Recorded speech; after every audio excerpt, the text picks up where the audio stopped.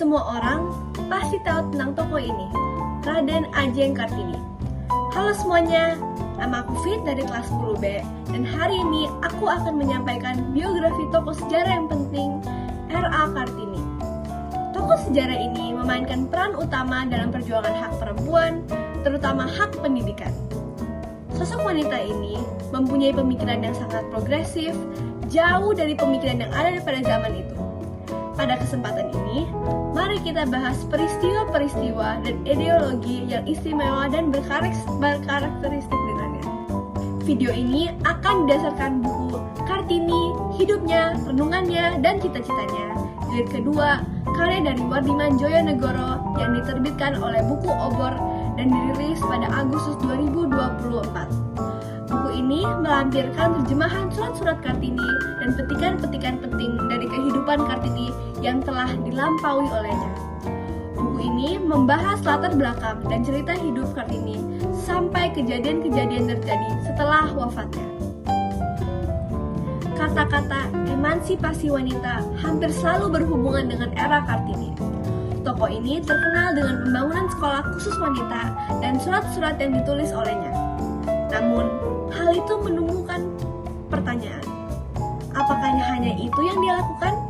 Mengapa Kartini menjadi bagian penting dalam sejarah bangsa kita?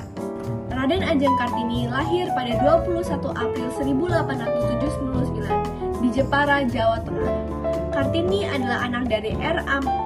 Sosroningrat, seorang bangsawan, dan M.A. Nengasiran, warga rakyat biasa. Kartini adalah anak kelima dari jumlah 11 anak. Selain Kartini, anak perempuan yang lain ada Rokmini dan Kardina. Sebagai anak perempuan pada masa itu, Kartini menghadapi keterbatasan akses pendidikan setelah lulus dari sekolah rendah. Hal ini dikarenakan adanya tradisi pingitan yang membatasi kemampuan perempuan untuk keluar dari rumah. Melanjutkan pendidikannya ke jenjang yang lebih tinggi tampak seperti mimpi yang mustahil. Bahkan bisa memulai sekolah dasar pun merupakan hak istimewa yang diperolehnya karena ia lahir dalam keluarga bangsawan.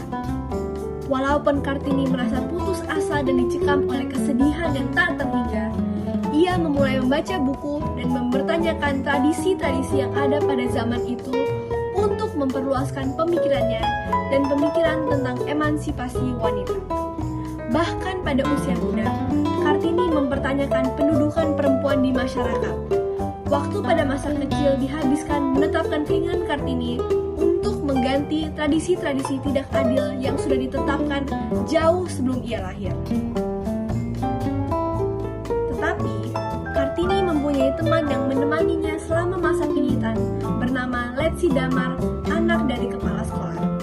Letsi Damar adalah salah satu teman Belanda Kartini yang menginspirasinya untuk berani bertanya tentang cita-cita perempuan. Kehadiran Letsi menjadi pelipur lara yang sangat berharga pada Kartini. Hanya tetapi, Letsi harus pulang ke negara Belanda untuk sementara waktu. Kartini berhubungan lewat surat tetapi akhirnya mereka berhenti. Dengan keterbatasannya, Kartini mencari cara-cara untuk meningkatkan ilmu yang dapat dipelajari. Tanpa bacaan, ia menjadi kelaparan akan pengetahuan. Setiap buku yang dibacanya, Kartini mencoba untuk mengerti sepenuhnya dan dinilai secara cermat. Salah satu cara, menurut Kartini, untuk membuka wawasan lebih luas adalah dengan mempelajari bahasa Belanda. Bagi Kartini, bahasa ini dapat merupakan kunci untuk membuka dunia pendidikan. Pertemuan Kartini dengan Estelle sangatlah penting dalam kisah hidup Kartini. Kedua tokoh ini mulai surat menyurat pada tahun 1899. Kumpulan surat-surat Kartini kepada sahabat-sahabatnya disusun dan diatur secara kronologis oleh Mr. J.H. Abedano. Susunan surat ini kemudian dibuat menjadi buku Door Duisternis Totlik atau Habislah Gelap Terbitlah Terang, karya Kartini yang paling terkenal. Percakapan-percakapan antara kedua tokoh ini benar-benar menunjukkan ideologi Kartini secara utuh. Percakapan-percakapan antara kedua tokoh ini benar-benar menunjukkan bahwa diskriminasi terhadap perempuan bukan hanya masalah yang ditemukan di Pulau Jawa, tetapi ditemukan di seluruh dunia. Sebenarnya, Cita-cita Kartini untuk melanjutkan pendidikan dan studinya di Eropa hampir dicapai. Seperti yang kita tahu, J.H. Abedanon membujuk Kartini untuk tetap tinggal di Batavia dan tidak pergi ke Eropa untuk melanjutkan studinya. Kartini dan Rukmini menyurat ke Gubernur Jenderal tentang keinginan dan gagasan-gagasan mereka untuk kemajuan perempuan. Akhirnya, mereka berdua mendapatkan subsidi untuk melanjutkan pendidikan mereka di Belanda. Tetapi, setelah diskusi lanjut, Nyonya Abedanon meyakinkan Kartini bahwa menetap di Batavia adalah pilihan yang tepat. Alasan hal tersebut adalah untuk membangun sekolah di Jawa seperti yang diinginkan oleh Kartini. Pada tahun 1903, Kartini menikah dengan Bupati Rembang, Raden Adipati Djoyo-Diningrat. Suaminya mendukung cita-cita Kartini untuk mendirikan sekolah bagi perempuan, dan ia pun berhasil membuka sekolah kecil yang memberikan pendidikan dasar bagi anak-anak perempuan di sekitarnya. Kartini wafat pada 17 September 1904 pada usia 25 tahun, tidak lama setelah melahirkan anak pertamanya. Sekarang kita tiba pada titik yang sangat kontroversial. Sebenarnya, Kartini berjasa apa sih? Dia kan cuma membangun sekolah untuk anak-anak perempuan di Jepara. Tetapi, pandangan itu merupakan pandangan yang sangat sempit. Sekolah untuk anak-anak kecil itu bukan yang dicita-citakan oleh Kartini. Yang diinginkan oleh Kartini adalah untuk membangun asrama untuk putri yang telah lulus SD, seperti yang sudah dibicarakan dalam surat-suratnya. Pembangunan sekolah ini tertunda dikarenakan Kartini ingin memenuhi persyaratan untuk menjadi guru secara sepenuhnya.